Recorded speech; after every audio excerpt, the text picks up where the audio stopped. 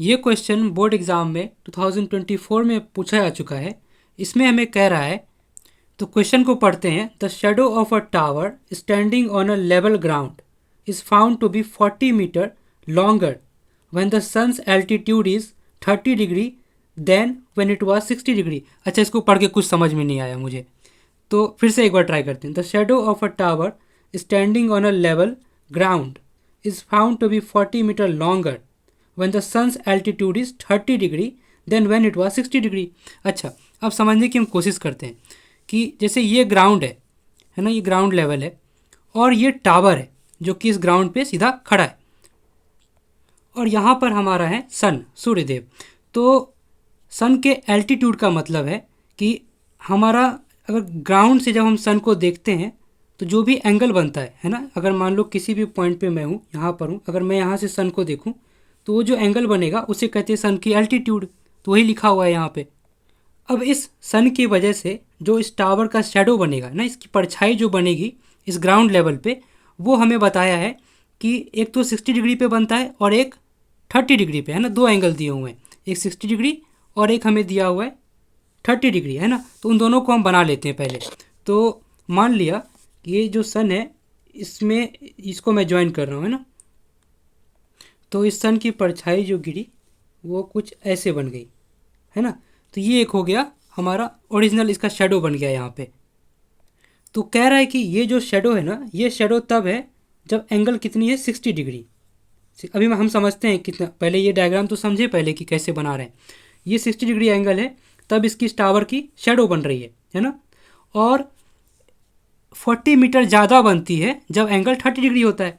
तो देखो ये तो सिंपल है ना कि अगर मैं इससे पहले अगर जाऊं, देखो ये तो ग्राउंड पे टावर अगर खड़ा है तो इसके परपेंडिकुलर होगा, ये तो अंडरस्टूड है कि 90 डिग्री होगा, 90 डिग्री होगा, क्लियर है।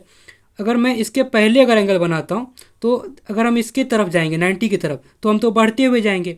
अभी 60 है, थोड़ा सा भी इधर आ गए तो 60 से 70 हो जाएगा, 75, 80, 90 तक पहुँच जाएंगे। सन के बिल्कुल सीधे सामने खड़े हो गए, टावर पे खड़े हो गए, तो 90 डिग्री हो गया। तो इसका मतलब 30 के लिए हमें इसके आगे जाना होगा। ये समझ में आ रहा है।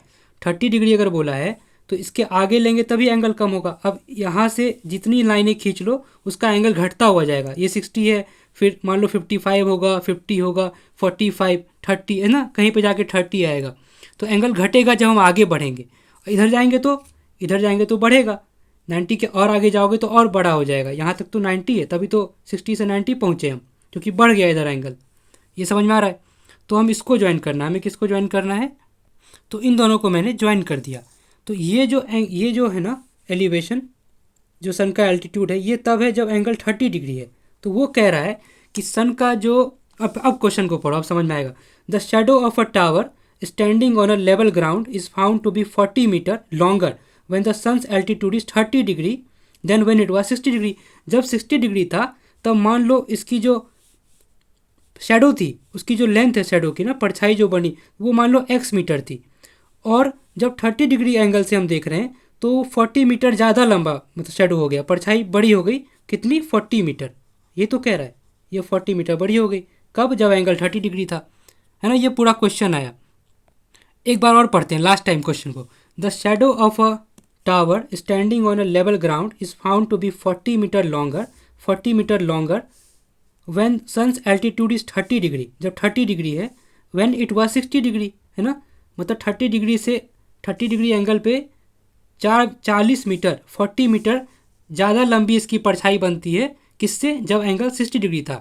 क्योंकि 60 डिग्री पे जो भी बन रही हो परछाई, मान लिया x मीटर बन रही है लेंथ शेडो की, 30 डिग्री पे ज़्यादा हो रही है। कितनी ज़्यादा, 40 मीटर। इतना बताया है क्वेश्चन में।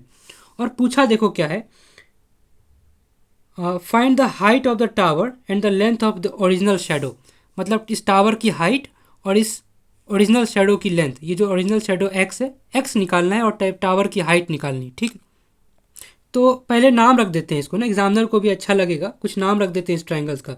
मान लिया इसको a कह दिया, मैं पॉज करके लिख दे रहा हूँ, तो नाम रखने में दिमाग नहीं लगाएंगे ज़्यादा। इसको a, b, c और d कह दिया, ठीक है, कुछ भी रख सकते हैं। तो अब हमसे हमारा जो मकसद है ना वो है x निकालना और इस टावर की हाइट निकालना। मान लिया इसको h कह देते हैं, टावर की हाइट को, है ना, h कह दिया।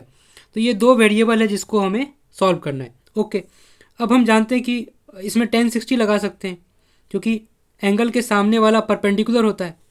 जो भी एंगल हो उसके सामने हमेशा अपोजिट में क्या होता है, परपेंडिकुलर। 90 के सामने हमेशा हाइपोटेन्यूज, और जो बच गया बचा हुआ बेस। इतना ठीक है। उसी तरह इस एंगल को देखो तो ये परपेंडिकुलर और ये हाइपोटेन्यूज क्योंकि 90 के सामने अपोजिट है ना, और जो बच गया बेस। ठीक है, अब हमें ये तो पता ही है कि पंडित बद्री प्रसाद और नीचे में अपॉन में लिखा है हर हर भोले। इसमें जो पहला वाला रेशियो है वो साइन थीटा है, दूसरा वाला कॉस थीटा है बेस अपॉन हाइपोटेन्यूज, और जो बच गया लास्ट वाला क्या है, टेन थीटा है ना। ये टेन थीटा है। टेन थीटा क्या है, परपेंडिकुलर अपॉन बेस। तो देखो इसमें परपेंडिकुलर क्या है, अगर मैं 1030 निकालना चाहूँ, जैसे मैं 1030 अगर निकालना चाहूँ तो इसमें परपेंडिकुलर क्या है, इस ट्राइंगल में इसके सामने वाला है ना, इसके अपोजिट में क्या है, ये एच टावर की हाइट। तो ये टावर हो गया हमारा परपेंडिकुलर। ओके, बेस क्या है, नीचे वाला।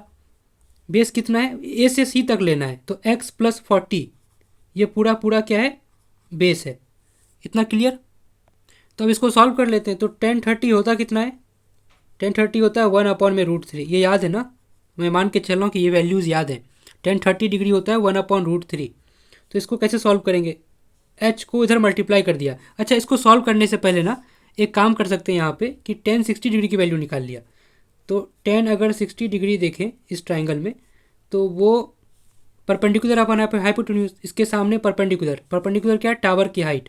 परपेंडिकुलर अपॉन में बेस, परपेंडिकुलर अपॉन में बेस होता है, परपेंडिकुलर अपॉन में बेस। तो बेस है ये x, जो इस वाले ट्राइंगल के लिए तो बेस यही हो गया, यहीं तक है, a से d तक x। 1060 √3 होता है, तो √3 इक्वल टू आ गया h अपॉन में x। इतना क्लियर है। अब इसकी किसी की भी वैल्यू उठा के इसमें रख देंगे तो हमें मान लो h की वैल्यू उठा के रख देंगे तो x आ जाएगा, है ना। तो यहाँ क्रॉस मल्टीप्लाई कर लेते हैं, x को यहाँ भेज दिया तो ये हो गया x √3, है ना।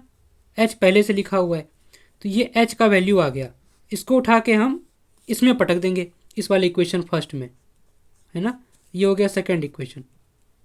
ऐसे एग्जामिनर को तो अच्छे से लिख के समझा सकते हैं सब कुछ, कोई दिक्कत नहीं।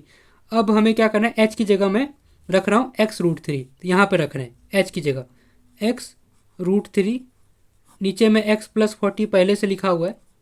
बहुत लोग तो सॉल्व कर भी लिए होंगे, अब इसमें कुछ बचा नहीं, 1/√3 पहले से लिखा है।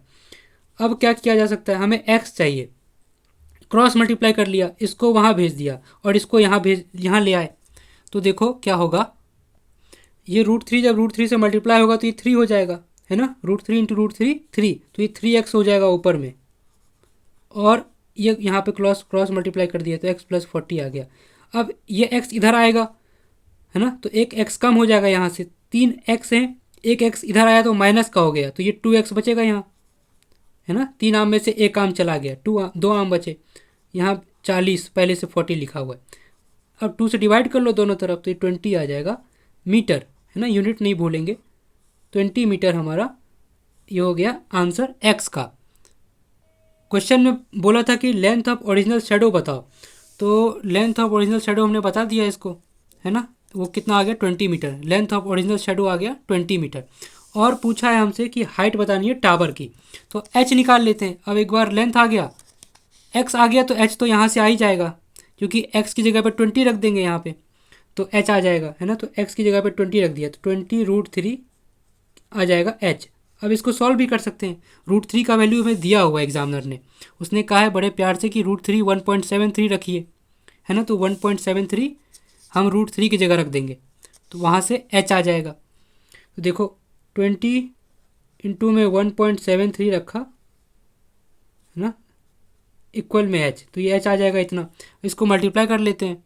तो ये कैसे सॉल्व होगा, इसका डेसिमल पहले हटाया जाए और नीचे में इसके डेसिमल के बाद कितने डिजिट हैं, 1 2, तो 2 जीरो बढ़ा दिया जाए, 100 हो जाएगा। 1 जीरो से इसको काट दिया जाए, है ना। अब इसको 20 से नहीं काटेंगे 100 को, तो गड़बड़ हो जाएगा, मतलब कि ज़्यादा कैलकुलेशन करना पड़ेगा। अब 2 से इसको मल्टीप्लाई कर लिया जाए, तो 2 से 173 को, देखो ये ऐसा बचा, 2 बचा ऊपर में, 173 बचा, नीचे बचा 10। ये आसान है, इसको मत काटना, 2 1 2 2 5 10, ऐसे नहीं, तो 5 से डिवाइड करना पड़ेगा। तो हम डिवाइड नहीं करेंगे, हम मल्टीप्लाई करेंगे। 2 से इसको मल्टीप्लाई किया, 2 3 जा 6, 7 2 जा 14 का 4, 2 1 जा 2 और 3, है ना। नीचे में 10 है तो यहाँ पे एक डेसिमल लग जाएगा 34 के बाद। इतना सही है, ये तो समझ में आ रहा होगा ना। इतना मीटर आ गया हमारा एच। ठीक, ख़त्म। तो दो चीज़ पूछा था, लेंथ ऑफ ओरिजिनल शेडो वो निकाल दिया और हाइट ऑफ द टावर वो भी निकाल दिया। ठीक है, ख़त्म हो गया।